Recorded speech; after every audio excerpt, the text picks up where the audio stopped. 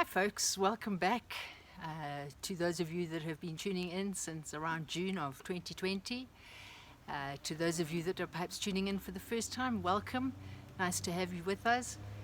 And to all of you, I wish you everything of the very best for 2021 as the challenges that we finished off with last year seem to still be with us. Just for a quick recap, the video clips that I was presenting throughout the second half of 2020 were on various mental health matters in the workplace, just for interest's sake, and I hope that they've added value to those of you that have been watching.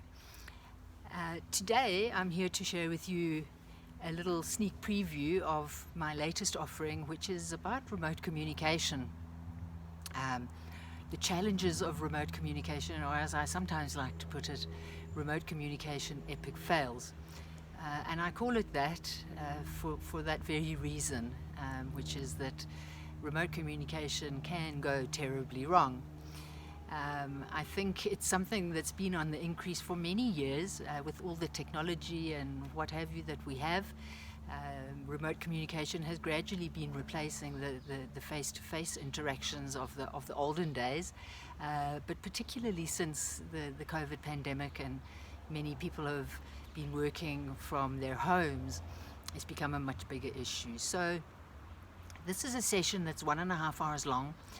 It's designed only for in-house clients, so in other words for teams from one organization, and the reason for that is because not only is it informative and enlightening, but it's also designed in a way so as to be fun and also team building. So in-house clients only, and it's a flat rate regardless of the size of the team. So 10, 20, 30, even 50 people, the rate remains the same. So what do we look at in this particular workshop? Various aspects of remote communication. Some of the things that are fairly new in our world, such as the emoticons and emojis, the text abbreviations that if you're not a teenager might be quite baffling for you at times, and predictive text as well, and how all of these things can lead to a fair amount of misunderstanding and confusion that we need to be aware of.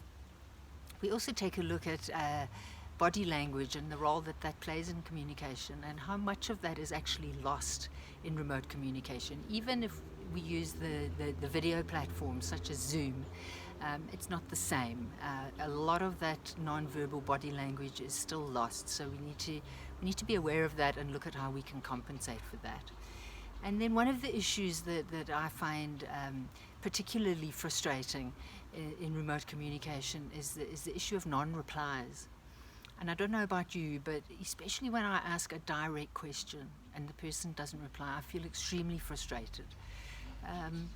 The reasons for that, I think there's many reasons for that. I think one of them is that sometimes you ask a question in a written form, or even in a voice message, and the person doesn't actually know the answer, so they choose just not to reply. And I would like to urge those people to just say that they don't know the answer rather than to not reply, because it's generally not very nice to be ignored, so to speak. And then there's the issue of punctuation that we also talk about, and how that can affect the understandings or the quality of a remote communication. Nowadays, for some reason, people just don't use punctuation. I'm not really sure why. Personally, I do use punctuation. If I'm asking a question, I always make sure to put a question mark, but not everyone does. So in written messages, the whole meaning can be changed without punctuation, and that can be quite frustrating and confusing for people.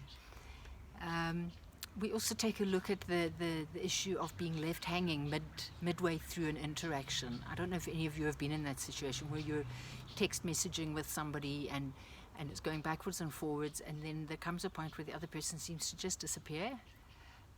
And it might be at quite a crucial point in the interaction, and for me, I find it very disconcerting if I'm the person that's left hanging. So we also take a look at the broken telephone, more about that later. So there's lots of aspects of remote communication that we covered during this 1.5 hours. We have fun doing it.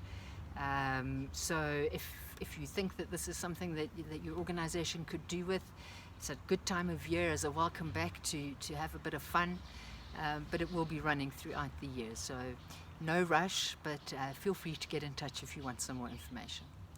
Okay, bye.